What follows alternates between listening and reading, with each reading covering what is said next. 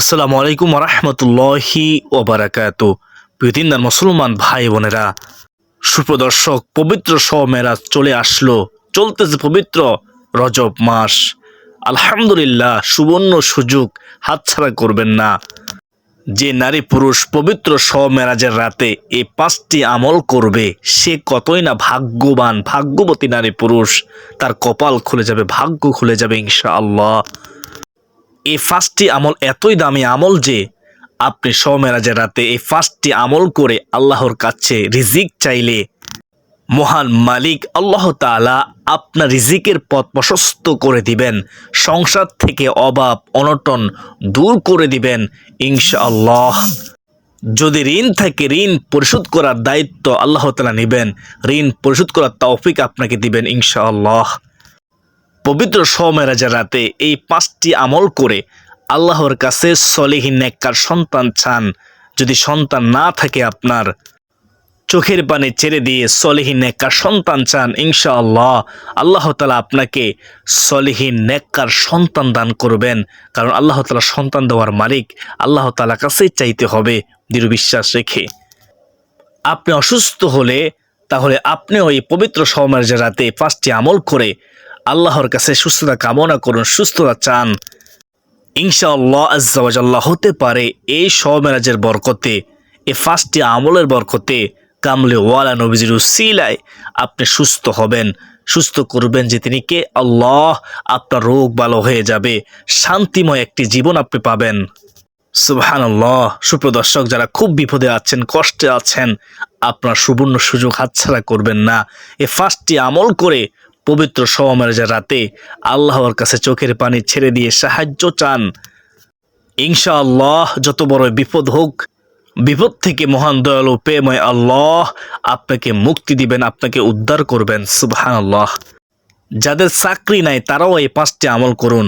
যাদের সন্তান নাই তারাও আমলটি করুন। যাদের অনেক শত্রু আছে তারাও আমলটি করুন। যাদের মেধা শক্তি কম তারাও আমলটি করুন। বিশ্বাস রেখে ইনশাআল্লাহ সকল সমস্যার সমাধান হবে।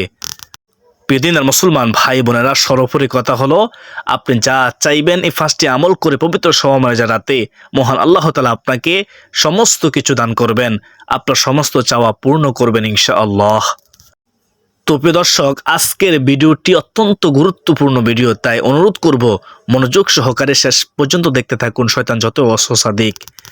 প্রিয় দিনদার মুসলমান ভাই ও বোনেরা, মূল আলোচনা যাওয়ার পূর্বে চলুন একটু প্রার্থনা করে নেই। কার দোয়া কখন কবুল বলা তো যায় না। হে মহান দয়ালু প্রেমময় আল্লাহ, আফরিন নবীজির উসিলায় এই পবিত্র শবে মেরাজের বরকতে আমাদের সকল দুঃখ কষ্ট পেরেশানি হতাশা বিপদ আপদ দূর করে দিও। সকলে বলি আল্লাহুম্মা আমিন ইয়া আরহামার রাহিমিন। তো প্রিয় দর্শক, চলুন আমরা বিস্তারিত জেনে নেই। সুপ্রদর্শক, প্রথমে আমরা শবে মেরাজ সম্পর্কে কিতাবে কি রয়েছে একটু কষ্ট করে জেনে নেই। তারপর সর্বশেষ আমরা 5টি আমল সম্পর্কে জানবো ইনশাআল্লাহ। খুব সহজে আপনাদেরকে বুঝিয়ে দেব, ধৈর্য সহকারে শুনতে থাকুন। প্রিয় দর্শক, মেরাজ অর্থ হলো ঊর্ধ্বগমন। লাইলাতুল মেরাজ বা মেরাজের রজনী উপমহাদেশে শবে মেরাজ হিসেবে আখ্যায়িত। এই রাতে মহানবী সাল্লাল্লাহু আলাইহি ওয়াসাল্লাম, হযরত মুহাম্মদ সাল্লাল্লাহু আলাইহি ওয়াসাল্লাম অলৌকিক উপায়ে ঊর্ধ্ব আকাশে আরোহণ করেছিলেন এবং মহান আল্লাহর সঙ্গে সাক্ষাৎ করেন, দিদার করেন। সুবহানাল্লাহ। মহানবী সাল্লাল্লাহু আলাইহি ওয়াসাল্লাম কর্তৃক সশরীরে স্বজ্ঞানে জাগ্রত অবস্থায় হযরত জিবরাইল আলাইহিসসালাতু ওয়াসসালাম ও হযরত মিকাইল আলাইহিসসালাতু ওয়াসসালামের সঙ্গে বিশেষ বাহন বোরাকের মাধ্যমে মেরাজের রাতে সফর করেন। তিনি মসজিদুল হারাম থেকে মসজিদুল আকসা হয়ে প্রথম আসমানে গমন করেন। এরপর ধারাবাহিকভাবে সপ্তম আসমান এবং সিদরাতুল মুনতাহা পর্যন্ত এবং সেখান থেকে একাকী রফরফ বাহনে আরশে আজিম পর্যন্ত ভ্রমণ করে মহান রব্বুল আলামিনের সঙ্গে সাক্ষাৎ লাভ করেন, দিদার লাভ করেন। সুবহানাল্লাহ। পাশাপাশি জান্নাত জাহান্নাম পরিদর্শন করে পৃথিবীতে আবার চলে আসেন, ফিরে আসেন। প্রিয়দিনদার মুসলমান ভাই বোনেরা, মেরাজের রাতে নবীজির দেখা কিছু পাপের ভয়ঙ্কর শাস্তি শুনুন। তারপর 5টি আমলের কথা বলে দেব। প্রিয় দর্শক, তিনি জাহান্নামে একদল লোক দেখলেন যারা তামার তৈরি নখ দিয়ে অনবরত নিজেদের মুখমণ্ডল ও বুকে আসর মারতেছে, নিজেই নিজের বুকে আসর মারতেছে দাঁড়ালো নখ দিয়ে। নাউজুবিল্লাহি মিন যালিক। নবীজি বললেন, ওহে জিব্রাইল, এরা কারা? তখন হযরত জিব্রাইল আলাইহিস সালাতু ওয়াস সালাম বললেন, এরা মানুষের গোশত খেত, অর্থাৎ গীবত ও পরনিন্দা করত। নাউজুবিল্লাহ, এজন্য তাদের এই শাস্তি। আবু দাউদ শরীফের হাদিস, হাদিস নম্বর হচ্ছে 4878। রাসূলুল্লাহ সাল্লাল্লাহু আলাইহি ওয়াসাল্লাম এমন কিছু সংখ্যক লোকের ফাঁস দিয়ে অতিক্রম করলেন যাদের জিহ্বা ও ঠোঁট আগুনের কাছে দিয়ে কাটা হচ্ছে। নবীজি ভয়ঙ্কর দৃশ্য দেখলেন মিরাজের রাতে। নবীজি সাল্লাল্লাহু আলাইহি ওয়াসাল্লাম জিব্রাইলকে প্রশ্ন করলেন, ওহে জিব্রাইল, এরা কারা? তখন জিব্রাইল আলাইহিস সালাতু ওয়াস সালাম বলেন, এরা আপনার উম্মতের স্বার্থ পূজারী উপদেশদাতা, যারা সৎ কাজের নির্দেশ দিত কিন্তু নিজের খবর রাখতো না, অর্থাৎ নিজে আমল করতো না। নাউজুবিল্লাহি মিন যালিক। প্রিয় দর্শক, অতঃপর এমন এক সম্প্রদায়কে দেখলেন নবীজি মেরাজের রাতে, পাথর দিয়ে যাদের মাথা চূর্ণ বিচূর্ণ করা হচ্ছে। হযরত জিব্রাইল আলাইহিস সালাতু ওয়াস সালাম বলেন, তারা নামাজে অলসতা করত, তাই তাদের এই শাস্তি। অন্য বর্ণায় এসেছে, রাসূল সাল্লাল্লাহু আলাইহি ওয়াসাল্লাম তার সফর সঙ্গে ফেরেশতাকে জিজ্ঞেস করলেন, কি অপরাধে তাদের শাস্তি দেওয়া হচ্ছে? উত্তর তখন বললেন, এ ব্যক্তি কোরআন শিক্ষা করেছিল কিন্তু কোরআন অনুযায়ী আমল করেনি এবং সে ফরজ সালাতের সময় ঘুমিয়ে থাকতো। কিয়ামত পর্যন্ত তাকে এভাবে শাস্তি দেওয়া হবে। নাউজুবিল্লাহি মিন যালিক। সহিহ বুখারী শরীফের হাদিস ৭০৪৭ নম্বর হাদিস। পৃথিবীর মুসলমান ভাই বোনেরা, মেরাজের রাতে সুদখোর অবস্থা নবীজি কি দেখলেন শুনুন। তিনি রাসূলুল্লাহ সাল্লাল্লাহু আলাইহি ওয়াসাল্লাম সুদখোরের যে শাস্তি দেখেছেন তা খুব ভয়ঙ্কর। তা সামুরা বিন জুনদুব রাদিয়াল্লাহু তাআলা থেকে বর্ণিত হাদিসে এসেছে, আমরা একটি রক্তের নদীর কাছে আসলাম। নবীজি বলতেছেন, আমরা একটি রক্তের নদীর কাছে আসলাম, দেখলাম নদীতে এক লোক সাঁতার কাটছে। নদীর তীরে অন্য এক লোক কতগুলো পাথর একত্র করে তার পাশে দাঁড়িয়ে আছে। সাঁতার কাটতে কাটতে লোকটি যখন নদীর কিনারায় পাথরের কাছে দাঁড়ানো ব্যক্তির কাছে আসে, তখন দাঁড়ানো ব্যক্তি তার মুখে একটি পাথর ঢুকিয়ে দিচ্ছে, অর্থাৎ পাথর মারছে। পাথর মুখে নিয়ে লোকটি আবারও সাঁতরাতে শুরু করে। যখন লোকটি নদীর তীরে আসতে যায়, তখনই তার মুখে পাথর ঢুকিয়ে দেওয়া হয়, পাথর নিক্ষেপ করা হয়। রাসূল সাল্লাল্লাহু আলাইহি ওয়াসাল্লাম কারণ জানতে চাইলে ফেরেশতা দ্বয় বললেন, এরা হলো আপনার উম্মতের মধ্যে যারা সুদখোর, যারা সুদ খায়, তাদের এই শাস্তি হবে। নাউজুবিল্লাহি মিন যালিক। রক্ত নদীতে তারা সাঁতার কাটবে, তারা কিনারে যখন আসবে ফেরেশতারা পাথর নিক্ষেপ করবে। নাউজুবিল্লাহ। সহিহ বুখারী শরীফের হাদিস।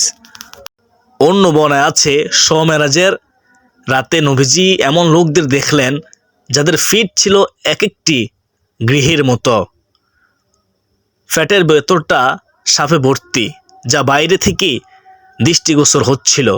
প্রশ্ন করা হলে হযরত জিব্রাইল আলাইহিস সালাতু ওয়াস সালাম জানালেন, ইয়া রাসূলুল্লাহ, ইয়া হাবিবুল্লাহ নবী গো, এরা হচ্ছে সুদখোর। নাউজুবিল্লাহি মিন যালিক।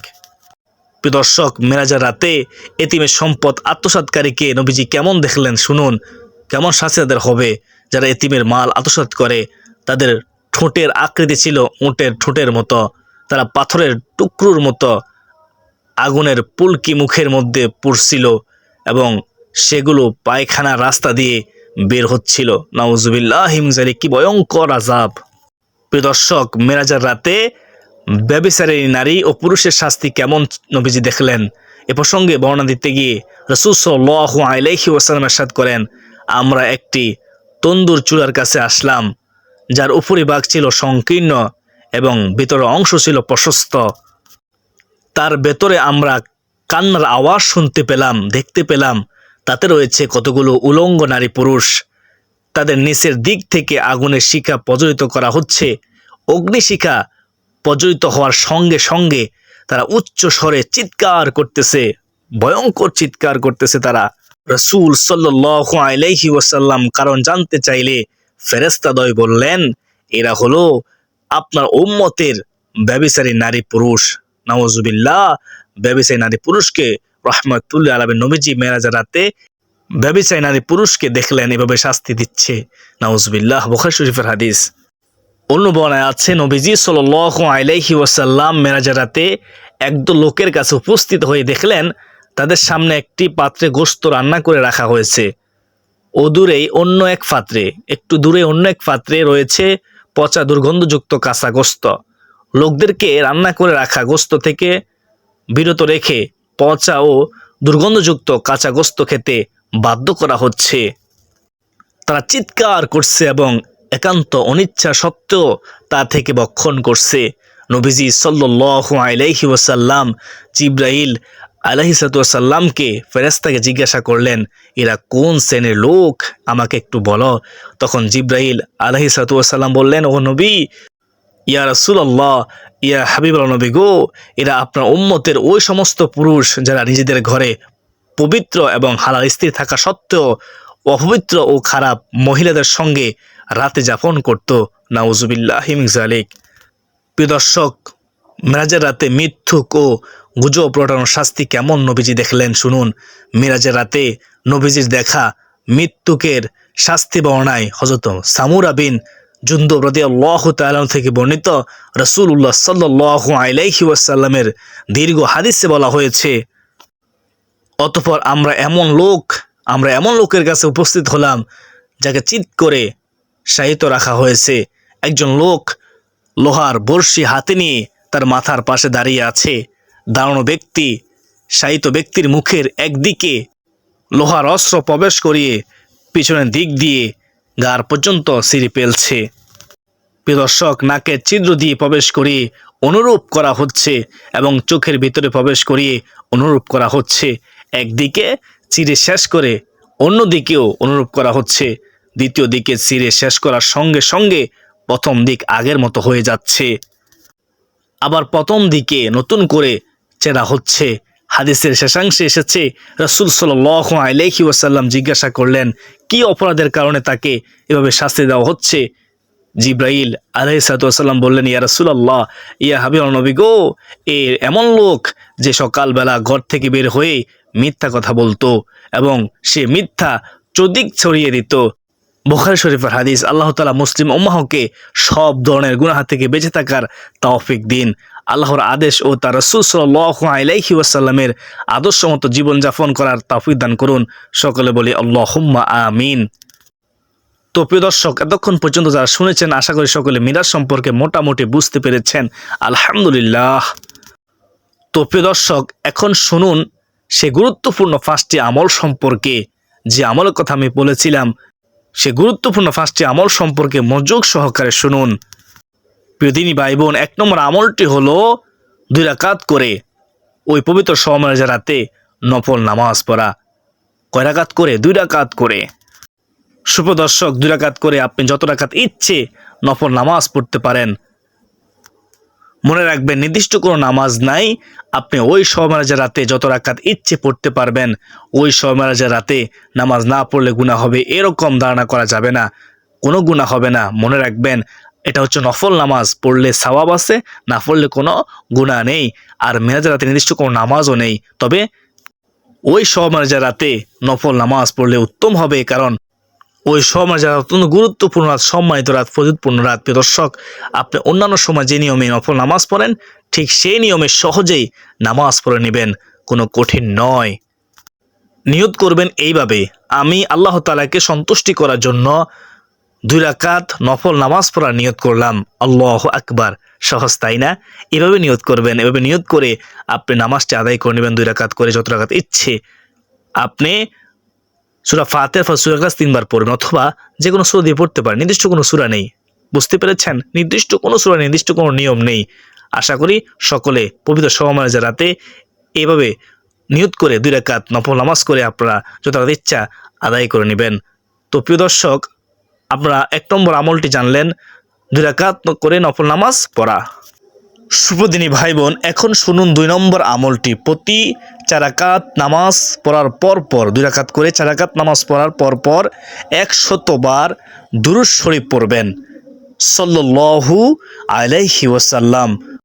নবীজি প্রেম, ভালোবাসা, মহব্বত অন্তর রেখে পড়বেন সাল্লাল্লাহু আলাইহি ওয়াসাল্লাম, সাল্লাল্লাহু আলাইহি ওয়াসাল্লাম।